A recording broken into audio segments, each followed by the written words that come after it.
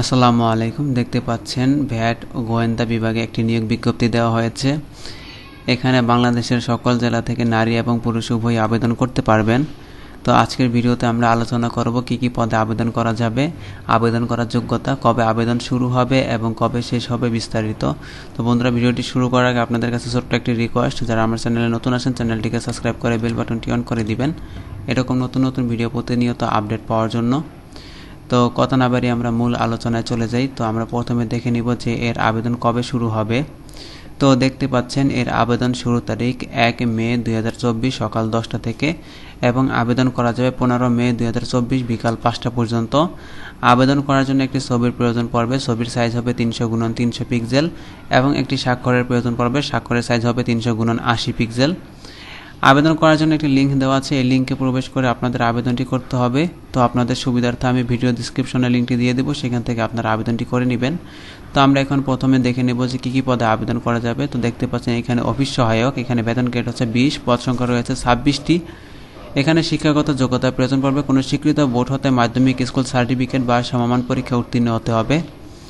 এরপর দেখতে পাচ্ছেন অফিস সহকারী কাম কম্পিউটার মুদ্রাক্ষরিক, এখানে বেতন গ্রেড হচ্ছে 16, পদ সংখ্যা রয়েছে 31টি।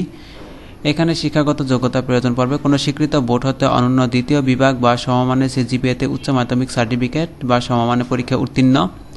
কম্পিউটার ব্যবহারের দক্ষতা, কম্পিউটারে word processing, email, fax machine ইত্যাদি চালানোর দক্ষতা এবং অভিজ্ঞতা থাকতে হবে। কম্পিউটার মুদ্রাক্ষরের সর্বনিম্ন গতি প্রতি মিনিটে বাংলা 20 শব্দ এবং ইংরেজিতে 20 শব্দ থাকতে হবে। এরপর দেখতে পাচ্ছেন উচ্চমান সহকারী, এখানে বেতন গ্রেড হচ্ছে 14, পদ সংখ্যা রয়েছে 2টি। এখানে শিক্ষাগত যোগ্যতার প্রয়োজন পড়বে। কোনো স্বীকৃত বিশ্ববিদ্যালয় হতে স্নাতক বা সমমানের ডিগ্রি, কম্পিউটারে বেসিক ট্রেনিং কোর্সের উত্তীর্ণ এবং কম্পিউটারে ওয়ার্ড প্রসেসিং সহ ইমেল, ফ্যাক্স পরিচালনার দক্ষতা অভিজ্ঞতা থাকতে হবে। এরপরে দেখতে পাচ্ছেন প্রধান সহকারী, এখানে বেতন গ্রেড হচ্ছে 13, পদ সংখ্যা রয়েছে 1টি। এখানে শিক্ষাগত যোগ্যতার প্রয়োজন পড়বে। কোনো স্বীকৃত বিশ্ববিদ্যালয় হতে স্নাতক বা সমমানের ডিগ্রির ক্ষেত্রে অনন্য দ্বিতীয় শ্রেণী বা সমতুল্য সিজিপিএ হতে হবে। কম্পিউটার বেসিক ট্রেনিং কোর্সে উত্তীর্ণ এবং কম্পিউটার ওয়ার্ড প্রসেসিং সহ ইমেল, ফ্যাক্স পরিচালনার দক্ষতা এবং অভিজ্ঞতা থাকতে হবে। এরপর দেখতে পাচ্ছেন কম্পিউটার অপারেটর, এখানে বেতন গ্রেড হচ্ছে 13, পদ সংখ্যা রয়েছে 2টি। এখানে শিক্ষাগত যোগ্যতার প্রয়োজন পড়বে। কোনো স্বীকৃত বিশ্ববিদ্যালয় হতে বিজ্ঞান বিভাগে স্নাতক সমান বা সমমানের ডিগ্রি এবং কম্পিউটার মুদ্রাক্ষরে প্রতি মিনিটে বাংলায় 25 শব্দ এবং ইংরেজিতে 30 শব্দ থাকতে হবে। তো এই ছিল পদগুলো। তো আমরা এখন দেখব যে আবেদন করার জন্য কত টাকা জমা দিতে হবে এবং কিভাবে টাকাটি জমা দিতে হবে। তো এখানে দেখতে পাচ্ছেন আবেদন করার জন্য 1 নং, 2 নং, 3 নং এবং 4 নং ক্রমিক পদের জন্য পরীক্ষার ফি বাবদ 200 টাকা, টেলিটক সার্ভিস চার্জ বাবদ 23 টাকা সহ সর্বমোট 223 টাকা এবং 5 নং ক্রমিক পদের জন্য পরীক্ষার ফি বাবদ 100 টাকা, টেলিটক সার্ভিস চার্জ বাবদ 12 টাকা সহ সর্বমোট 112 টাকা আবেদন করার 72 ঘন্টার মধ্যে জমা দিতে হবে।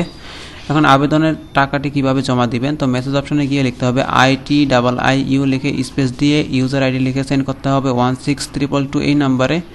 এরপর আপনাদের একটি মেসেজের রিপ্লাই দেওয়া হবে, সেখানে পিন নাম্বার দেওয়া থাকবে। দ্বিতীয় মেসেজ অপশনে গিয়ে লিখতে হবে ITIIU লিখে স্পেস দিতে হবে, ইয়েস লিখে স্পেস দিয়ে পিন নাম্বারটি বসিয়ে সেন্ড করতে হবে 16222 এই নাম্বারে। এরপর আপনাদের একটি ইউজার আইডি এবং পাসওয়ার্ড দেওয়া হবে, সেটি আপনারা সংরক্ষণ করে রাখবেন। তো মূলত ছিল এই আলোচনা। তো আশা করছি আপনাদের ভিডিওটি ভালো লেগেছে।